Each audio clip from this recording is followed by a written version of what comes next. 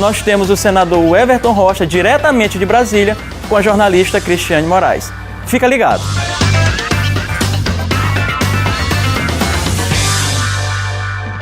Olá, Dion Coutrin, muito bom dia. Nós estamos aqui falando diretamente do gabinete, do novo gabinete do senador Everton Rocha. Senador, muito prazer em entrevistá-lo aqui, né? E a primeira entrevista aqui no gabinete para São Luís. Bom dia, John. Bom dia, Cristiane. Primeira entrevista. Senador, o senhor chega ao Senado com quase 2 milhões de votos, né? O homem de 2 milhões de votos. Qual é o peso dessa legitimidade aqui para o Senado?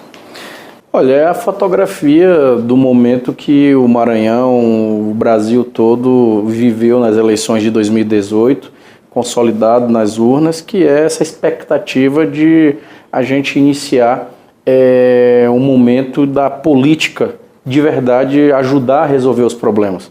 A nossa atuação na Câmara Federal, que eu quero aproveitar aqui o momento para agradecer aos povo maranhense pelos 2 mandatos que eu tive a oportunidade, né, de exercer representando o povo do Maranhão. Eu não tenho dúvida que essa luta que nós tivemos lá e que eu na campanha de forma muito verdadeira, muito clara, coloquei para todos vocês de que eu iria trazer para cá para o Senado, foi com certeza um grande passaporte, além de, claro, do estofo político do nosso grupo, liderado pelo governador Flávio Dino.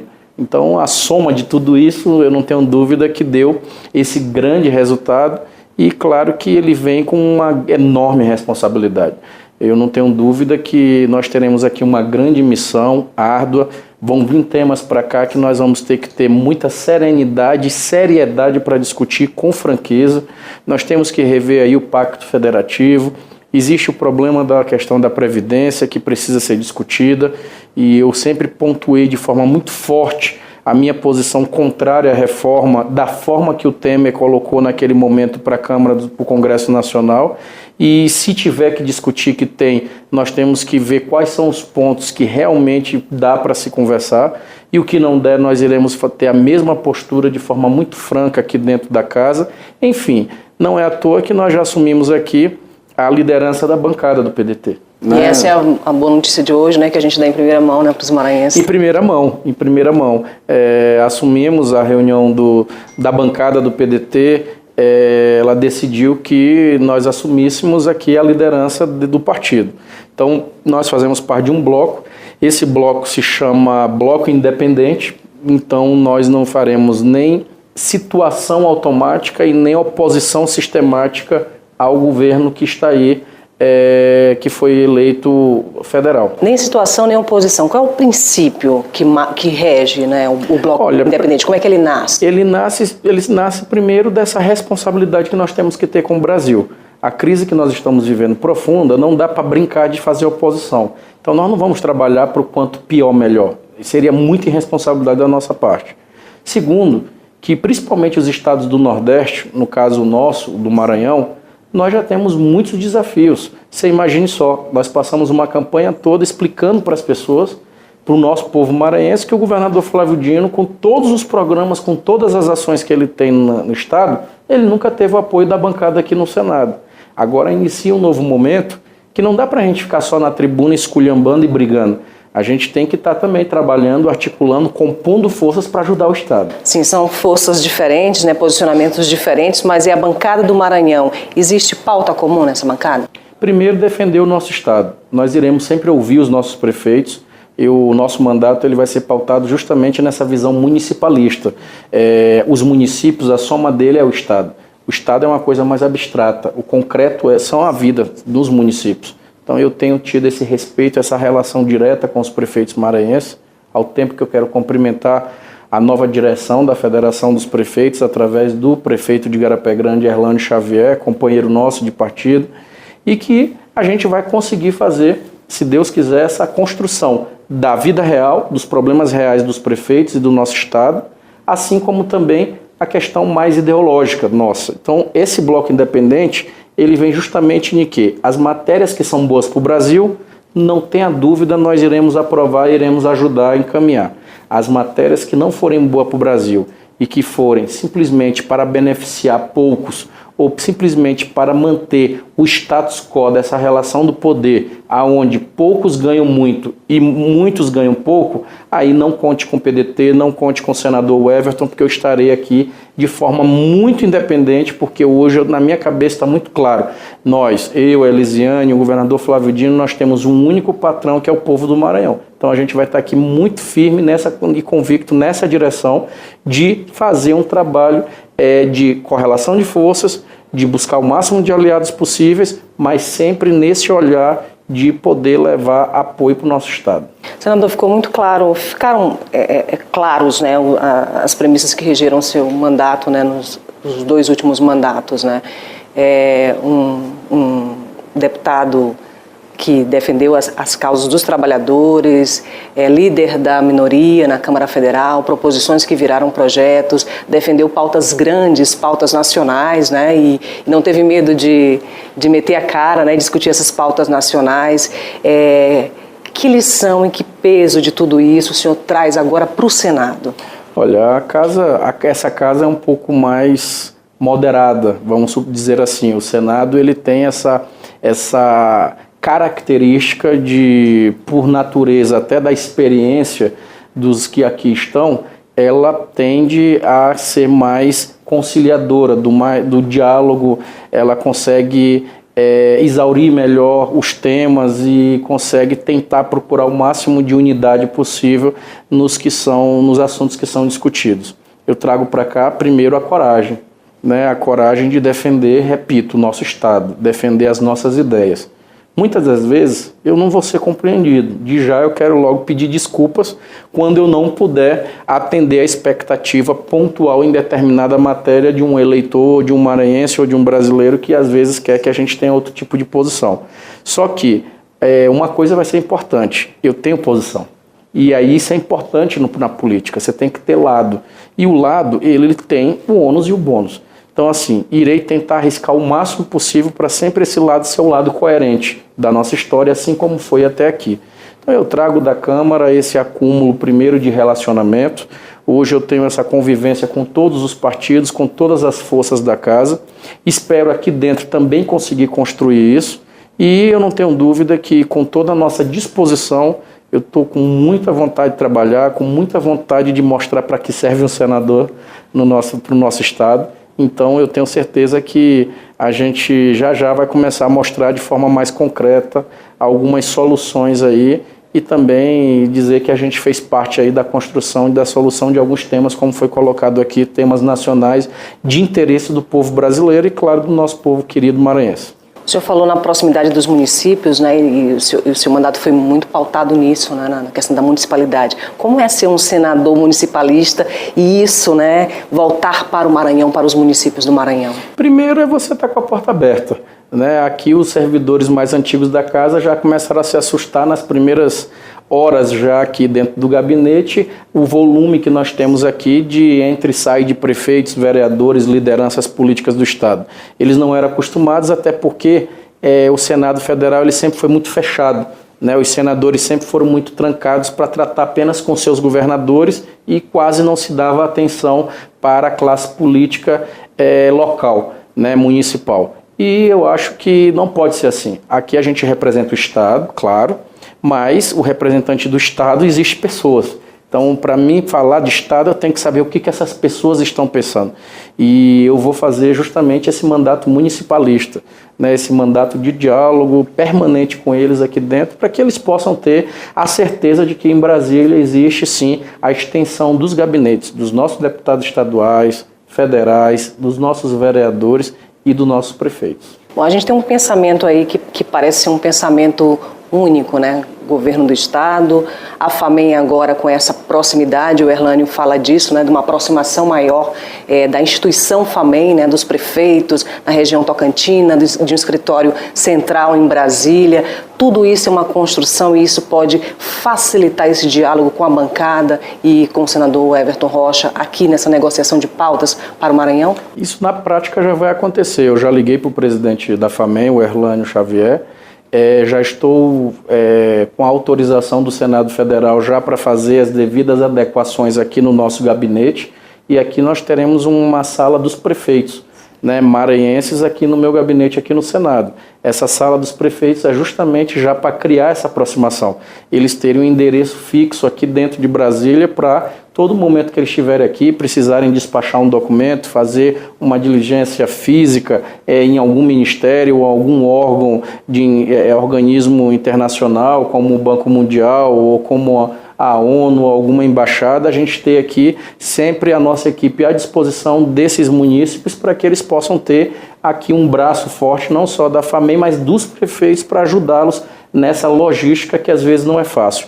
Eu, como deputado federal, várias vezes vi prefeito perder convênio ou prestação de contas, impedindo para outro recurso ir para o município, às vezes por questão de mera burocracia, né? Então essa burocracia ela não pode derrotar a municipalidade, ela precisa ser vencida. E nós iremos ajudar justamente nesse aparato, com técnicos nossos da casa, do nosso gabinete, para ajudar a fazer ainda mais essa aproximação e, com isso, o fortalecimento não só dos municípios, mas automaticamente o fortalecimento do nosso querido Estado. Senador, isso pode tirar uma miopia de alguns que regem, né, alguns assuntos. Por exemplo, a gente vê a questão hoje de Brumadinho e do acidente que aconteceu lá, né?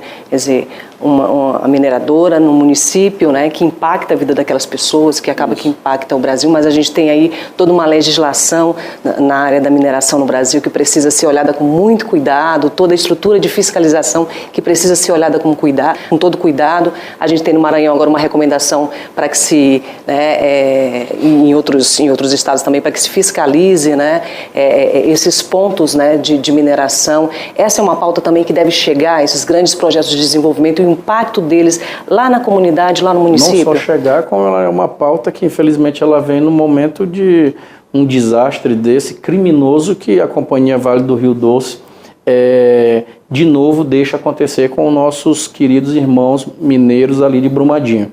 Basta já a tragédia de Mariana, eles ganham bilhões, né, todos os anos à custa do nosso meio ambiente, da nossa riqueza que o nosso país tem. Todos sabem disso, que os olhos internacionais são voltados para cá.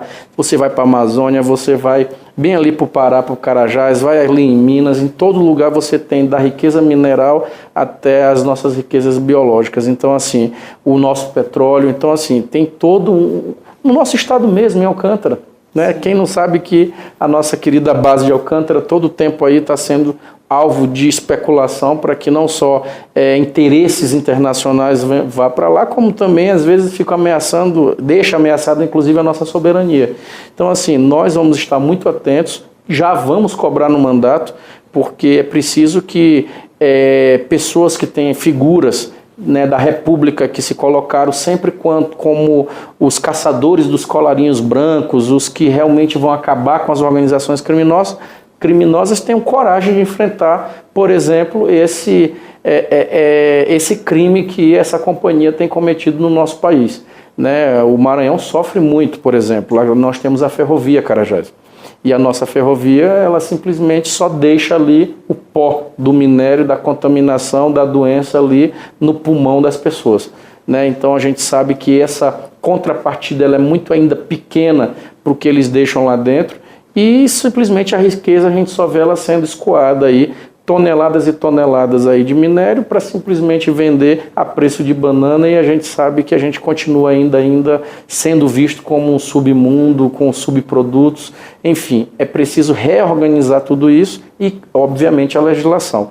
Para não só punir, mas para a gente poder prevenir de verdade, porque não é possível que a gente ainda tenha que esperar outra Brumadinho e outras vidas inocentes sendo ceifadas por falta de visão, principalmente dessas multinacionais, dessas empresas que só pensam no lucro, no lucro e no lucro. Senador, o senhor já antecipou o seu posicionamento sobre a questão da reforma da Previdência, né, e já vem isso, né, do mandato anterior. A reforma trabalhista, né, que a gente viu o que aconteceu, o senhor votou contra, né, a gente vem, né, de um momento histórico do Brasil muito singular, a gente vem de um impeachment, a gente vem de uma história, né, um pouco retorcida, dura, né. O que a gente espera de 2019 com um novo governo, com um Senado onde forças, né, que sempre dominavam hoje estão, né, mais difusas, né, essas forças estão mais enfraquecidas, como o MDB e outros partidos, né, menores também mais fortalecidos? Olha, Cristiane, eu nunca pensei que eu ia ter que, infelizmente, alegar o que aconteceu, o que eu alegava ali na tribuna, na hora que eu me posicionei contra, com o fato que está agora simplesmente abalou a comunidade, não só nacional, mas internacional. O mundo olhou essa tragédia de Brumadinho. Na reforma trabalhista nós falamos, olha, não é que a gente é contra aperfeiçoar a legislação. Eu não posso ser visto como uma pessoa que é contra por ser, não é isso.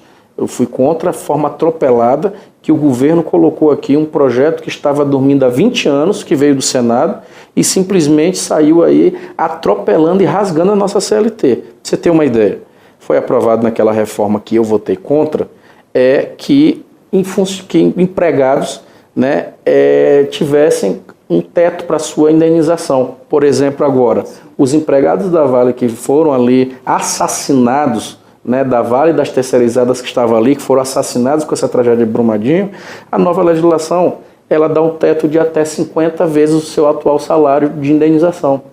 Ou seja, quanto é que vale uma vida, gente? Quer dizer que um trabalhador ali de 2 mil reais, ele vai poder receber até 100 mil e pronto, e fica por isso mesmo, a família sem o pai para sustentar a sua casa, ou a mãe e tudo, e aí como é que é isso? Então assim, essa ganância dos grandes, que eu volto a repetir, ela só tem realmente prejudicado a nossa classe trabalhadora. E eu não sou contra quem emprega, pelo contrário, só tem trabalhador se tiver empregador. Agora, tem que ter relação moderada, onde todos os dois lados possam ganhar. Então, essa reforma ela foi dura, a trabalhista ela foi venosa, né? Ela foi muito dura com os nossos trabalhadores, assim como a proposta da Previdência, ela não é uma proposta justa. Por quê? Porque a forma como querem fazer, ela não é correta. Não se abriu a caixa preta da Previdência de verdade para mostrar para a sociedade qual é o rombo dela, se tiver. Não se fala das desonerações que se tem da folha, quanto que se deixa de arrecadar para dentro do Fundo Social de Previdência. Não se fala quanto que se retira por ano através da DRU, tá, do nosso fundo social para ajudar a pagar esses trilhões de dívidas que o Brasil tem com essa dívida impagável aí fora, que ninguém teve a coragem de discutir a auditagem dessa dívida pública. E o pior, não se tem ainda a clareza de dizer, vai ter que ter reforma? Tudo bem, é para garantir as próximas gerações? Tudo bem. Então a reforma é para todo mundo? Mas não, tem uma casta, aí essa casta não se toca. Aí vamos fazer aqui reforma para trabalhador rural, para mulher, para o pequeno. Então assim, qualquer reforma que seja contra para o pequeno, não conte comigo. Eu vou brigar aqui dentro, vou denunciar mesmo, porque não dá para achar que quem está discutindo a economia do país vá achar que nós somos simplesmente bestas. Na hora que você olhar, você que está em casa, perceber que grandes meios de comunicação estão fazendo muitas matérias tentando lhe convencer que tem que fazer determinada mudança na legislação, lembre-se que eles são pagos por grandes, eles são patrocinados por grandes representantes de poderes econômicos, tá? São bancos que ganham bilhões de lucros todos os anos, são as grandes empresas que ganham milhões todos os anos, eles patrocinam. Ou você acha que tem novela toda semana, diariamente, de graça?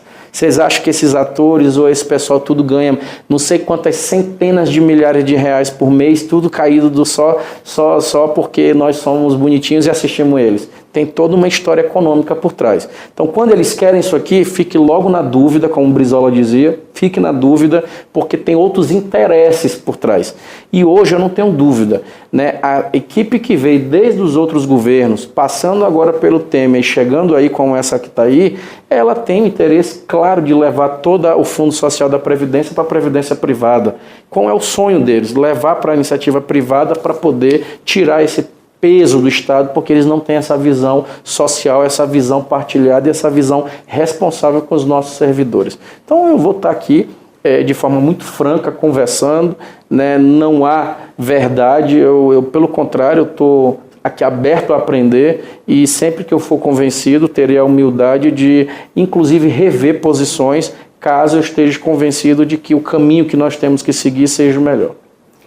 O Everton, governo Flávio Dino e senador Everton Rocha, uma coligação que elegeu os dois senadores. Como é que é essa relação hoje e como vai ser essa relação dentro do Senado? Olha, o governador tem uma extensão do seu mandato e do seu gabinete aqui já, ele sabe disso. A hora que ele vem em Brasília, a hora que ele estiver aqui, ele vai estar aqui diretamente no meu gabinete, no da senadora Elisiane. Nós vamos estar sempre juntos. Né? Já tivemos algumas missões já dadas por ele para ajudar em algumas ações e operações que estão tramitando dentro da casa e nós já estamos nos mexendo. Então, assim, é de total sintonia. Nós temos um grupo liderado por ele e nós vamos estar sintonizados ajudando o governador Flávio Dino, ajudando o povo do Maranhão. Eu tenho dito aqui que acabou a eleição, então todo mundo está de palanque desarmado, nós temos agora que nos unir, porque eu estou muito preocupado. Você imagine só, o novo presidente aí, o Bolsonaro, ele assumiu, fez seu discurso de posse, tem conversado, tem falado, mas eu não vejo ele e não vejo um ministro da sua equipe citando uma palavra chamada emprego. E eu não acredito em solução de crise de economia se a gente não fizer a economia justa funcionar no país, que é a geração de emprego. Emprego decente, emprego de carteira na mão, o emprego onde as pessoas elas sabem que elas têm a sua garantia, a sua segurança, não só para levar o sustento para casa, como também para, caso venha a faltar, como infelizmente aconteceu em Brumadinho, ele possa deixar o mínimo de condições para a sua família continuar aí a sua existência. Então, é preciso se conversar abertamente como que nós vamos fazer para voltar a girar essa máquina pesada, mas ela é importante, que é a máquina de geração de emprego para o país. Esse comportamento do governo federal, né, e do presidente Jair Bolsonaro aguça os olhos do cidadão, do eleitor, que também vai estar muito de olho no Congresso Nacional, né, na atuação daqueles que foram eleitos. Tem a turma mais do imediatismo. Tem gente que acha que governo bom é quando libera a arma, quando resolve temas assim com frases rápidas de soluções, que não é essa a situação. Tá? Se a gente não olhar de forma bastante profunda para problemas que de verdade precisam ser tratados, por exemplo, nós precisamos rediscutir, continuar a tratar a solução das creches no Brasil todo e no Maranhão. Um monte de creche está parada porque não tem mais dinheiro federal, essas empresas todas quebraram. Nossas crianças precisam voltar para a creche. Nossas estradas estão aí acabadas, não tem dinheiro nos estados para fazer todas essas estradas. Nós precisamos reorganizar e fortalecer as nossas universidades. O olhar que está tendo aí é para reduzi-las. Então a gente precisa de verdade ter condições de discutir, não é mais só o nosso paciente que está chegando na emergência, mas sim um planejamento do que a gente está querendo para essa próxima geração. Então, está aí a questão da saúde, que está um caos, não é em um local, é no Brasil. Né? Eu conversava com um colega senador do Tocantins, vizinho Tocantins, eles colocando que lá no estado do Tocantins eles fecharam um monte de hospitais, serviços e tudo. Enquanto no Maranhão, com toda essa crise, se abriu um novo serviço. Está perfeito? Claro que não. Não tem mágica, mas tem muito trabalho e esforço para tentar resolver. Muitas emendas suas foram para incentivos agrícolas, né, para compra de maquinário, né, para ajudar o pequeno produtor, né? E a gente já começa o ano aí com um anúncio do fim do CONSEA, né, do Conselho de Segurança Alimentar, que isso impactou demais, principalmente estados como o Maranhão, que dependem, né, de uma agricultura familiar forte. Como é que o senhor vê isso? São olhares totalmente diferentes. Por isso que nós não somos nem governo e nem oposição sistemática. Nós vamos brigar e bater muito forte, não só para a volta do CONSEA, mas também para que os conselhos eles não sejam eliminados. O perfil que está aí desse governo não é um perfil de um governo que tolera as diferenças e os diferentes, e muito menos o diálogo. Ele não é muito afeito ao diálogo. Então, nós precisamos mostrar que essa solução, ela não é uma solução mágica, ela não é rápida, ela não é por olhar, né? Você veja só, isso aí é uma outra questão mais de posição minha, mas muitos adoram, né, a forma como ele atuou quando era juiz, o nosso ministro da Justiça, o Sérgio Moro, né? O mesmo ministro que foi lá, prendeu o presidente Lula, né, fez esse processo dele andar de forma célere, que todo advogado e todo cidadão que busca pela justiça deixou realmente com inveja, né, a forma rápida como foi tratado o processo do Lula. Aí a gente olha a eleição, ele é tirado da eleição porque foi preso e condenado e rapidamente foi enjaulado, né, tá lá preso até hoje, inclusive. Aí passa a eleição, o mesmo juiz que prega a moralidade, que prega o combate ao crime organizado, aos colarinho branco, ele vai e aceita ser ministro do que concorreu justamente numa eleição onde ele tirou um dos que lideravam a intenção de voto naquele pleito. Então, assim, é uma coisa confusa, mas até aí tudo bem. Mas, e aí? Sentou no Ministério da Justiça, já começou a sentir o peso da realidade, da vida real. O filho do presidente envolvido aqui em escândalos que ele vai ter que explicar para a sociedade. Nós estamos vendo o caso do Ceará, que logo no início mandaram para lá e até hoje está tendo ataques no estado do Ceará e não se resolveu porque não resolve problema de segurança pública só com homem na rua armado, né? Isso é todo um trabalho que é feito de baixo para cima, isso aí não é inventado uma solução. E aí você começa a ver, por exemplo, esse crime do maior colarinho branco que a gente já viu na história, que é o crime dessas grandes empresas.